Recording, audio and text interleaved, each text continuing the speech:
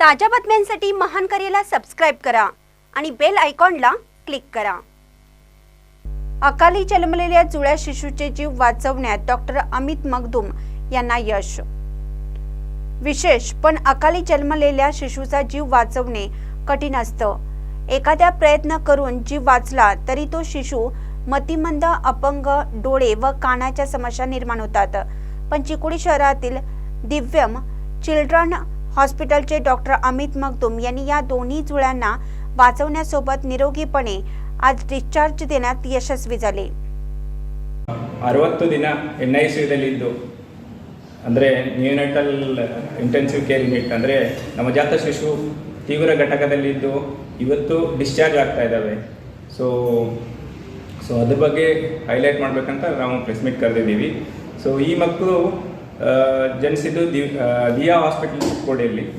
So ಅಲ್ಲಿ ಜನಿಸಿದ್ದು ಅವು 27 ವಾರಕ್ಕೆ ಜನಿಸಿದವೆ। 27 ವಾರ ಅಂದರೆ ಸರಾಸರಿ 6 ತಿಂಗಳು ಮತ್ತು 8 ದಿವಸಕ್ಕೆ। ಸೊ ಇದು ತುಂಬ ಪ್ರಿಮ್ಯಾಚುರಿಟಿ ಅಂತೀವಿ ನಾವು। ಸೊ ಇದನ್ನು ನಾವು ಎಕ್ಸ್ಟ್ರೀಮ್ ಪ್ರಿಮ್ಯಾಚೂರ್ ಅಂತೀವಿ। ಸೊ ಎಕ್ಸ್ಟ್ರೀಮ್ ಪ್ರಿಮ್ಯಾಚುರಿಟಿ ಅಂದರೆ 28 ವಾರಕ್ಕಿಂತ ಮುಂಚೆ ಜನಿಸಿದ ಮಕ್ಕಳನ್ನ ಎಕ್ಸ್ಟ್ರೀಮ್ ಪ್ರಿಮ್ಯಾಚೂರ್ ಅಂತ ಕರಿತೀವಿ। ಸೊ ಈ ಮಕ್ಕಳು ಬದುಕೋದು ತುಂಬ ಕಷ್ಟ। ಫಸ್ಟ್ ಆಫ್ ಆಲ್ ಬದುಕಿದ್ರೂ ಇವಿಗೆ ಬುದ್ಧಿಮಾಂದ್ಯತೆ, ಕಣ್ಣು ಸಮಸ್ಯೆ, ಕಿವಿ ಸಮಸ್ಯೆ, ಬೇರೆ ಬೇರೆ ಥರ ಸಮಸ್ಯೆಗಳು ತುಂಬ ಜಾಸ್ತಿ ಇರ್ತವೆ। ಸೊ ಈ ಮಕ್ಕಳು ನಮ್ಮ ICUದಲ್ಲಿದ್ದು 60 ದಿವಸ ಇದ್ದು ಯಾವುದೇ ತೊಂದರೆ ಆಗಲಾರ್ದೇ ಹೊರಗಡೆ ಬಂದಿದ್ದಾವೆ। ಸೊ ಏನು ಕಿವಿ ತೊಂದರೆ ಆಗಿಲ್ಲ, ಕಣ್ಣದು ಒಂದು ಬೇಬಿ ತೊಂದರೆ ಆಗಿದೆ, ಅದನ್ನು ಸರಿ ಆಗಿದೆ, ಈಗ ಅದನ್ನು ಟ್ರೀಟ್ಮೆಂಟ್ ಕೊಡಿಸಿದ್ದೀವಿ। ಸೊ ಟೋಟಲ್ ಈ ಬೇಬೀಸು ಬಂದು 60 ದಿವಸ ನಮ್ಮ ICUದಲ್ಲಿದ್ದು ಒಟ್ಟಾರೆ ಫಸ್ಟು 6 ದಿವಸ ಫಸ್ಟ್ ಅಂದರೆ ಇವು ಅವಧಿ ಜೋಡಿ ಮಕ್ಕಳಾಗಿರೋದ್ರಿಂದ ನಾನು 2 ಬೇಬಿ ಬಗ್ಗೆ ಬೇರೆ ಬೇರೆ ಸಪ್ರೇಟಾಗಿ ಹೇಳ್ತೀನಿ।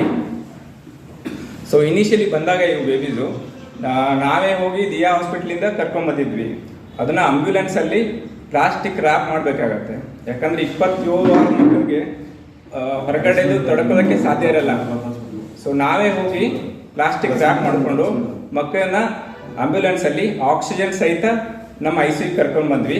यावेळी वडील व आई सिद्धापा सातवर व अनिता सातवर म्हणाले, नवजात शिशू जगणार नाहीत असे आपल्याला अनेक जण सांगितलं होतं, त्यामुळे आम्हाला जीव वाचला जाईल असा विश्वास नव्हता। डॉक्टर मगदूम यांनी धीर देऊन उपचार देऊन जीव वाचवले आहेत। आम्हाला देवाने जुळी मुली दिली आहेत, पण त्यांचा जीव डॉक्टर मगदूम यांनी वाचवला असल्याचे सांगितले। ಸರ್ ಎಲ್ಲ ಪ್ರಯತ್ನ ಮಾಡಿದ್ವಿ। ಅಂದರೆ ಇಲ್ಲೇ ಐತಿ ಅಂತ ಹೆಂಗೆ ಗೊತ್ತಾಯ್ತು? ನೀವು ಅಪ್ರೋಚ್ ಆದ್ರೆ ಅವರು ಅಪ್ರೋಚ್ ಆದ್ರೆ?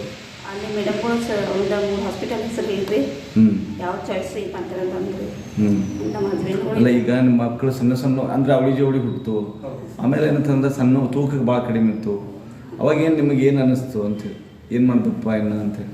ಇನ್ನೇನು ಸರ್ ನೋಡಬೇಕು ಇಲ್ಲ ಕೈ ಬಿಡ್ಬೇಕು ಸರ್ ಒಂದು 2 ಸಲ ಅಂದೇನು ಸರ್, ಹಾಗೆ ಬಿಟ್ಬಿಡ್ರಿ ಸರ್ ಹೋಗ್ತು ಅಂತ। ಯಾಕಂದ್ರೆ ಸಿಚುವೇಶನ್ ಹಂಗಾಗಿತ್ತು ಸರ್, ನಮ್ಮ ಪರಿಸ್ಥಿತಿ ಹಂಗಾಗಿತ್ತು। ಹೆಲ್ಪ್ ಕೇರ್ ಇಲ್ಲ 27 ಬದುಕಾಗಿಲ್ಲ, ಯಾಕೆ ಸುಮ್ಮ ಗುದ್ದಾಡತ್ತೀರಿ?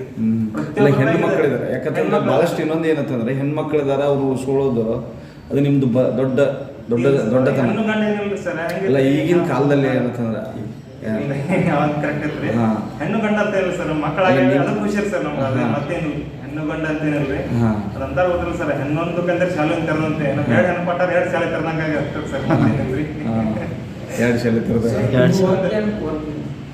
ಕೋಪರೇಟಿವ್ ಬ್ಯಾಂಕ್ ಎಲ್ಲಿ ಸರ್? ಎಕ್ಸಾಮ್ ಅವರು 3ನೇ ದಿವಸ ಸಾಕ್ರಿ ಸರ್, ನಾವು ಕರ್ಕೊಂಡು ಹೋಗ್ತೀವಿ ಅಂತ ನೀರು ಹಾಕೇನು ಸರ್, ನಾವು ಸರ್ ಮುಂದೆ ಹಾಕೇನು ಸರ್, ಹಾಕಿ ಸರ್, ಯಾಕಂದ್ರೆ ಯಾರು ಇನ್ನತನ ಹೇಳಿಲ್ಲ ಸರ್ ಬದುಕ್ತಾವ ಅಂತ ಹೇಳಿ, ಯಾರು ಕೈ ಏನೇ ಇದ್ರೆ ಅಂದ್ರೆ ಬುದ್ಧಿಮಾಂದ ಆಗ್ತಾವ ಅದೊಂದು ಹೇಳಿ ಸರ್, ಭಾಳ ಇದೆ ಸರ್ ಬುದ್ಧಿಮಾಂದ। ನೀವೇನು ಮಾಡ್ತೀರಿ ಮೇಡಮ್ ಕೆಲಸ?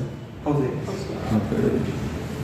ಈಗ ನಿಮಗೆ ಇದು ಫೈನಾನ್ಷಿಯಲಿ ಎಲ್ಲ ಬರ್ಡನ್ ಅನ್ನಿಸ್ತಾ ಹೆಂಗೆ ಏನಂತ? ಇಲ್ಲ ಸರ್, ಮೊದಲು ಸ್ಟಾರ್ಟಿಂಗ್ ಇದ್ಮೇಲೆ ಬೇಡ ಸರ್, ಬಟ್ ಕಂಪೇರ್ ಟು ಮಾಡಕ್ಕೆ ಹೋದ್ರೆ ಸರ್ ಅತಿಶಯ ಚೀಪ ಮಾಡಿಕೊಟ್ಟಾರ ಸರ್ ನಮ್ಗೆ।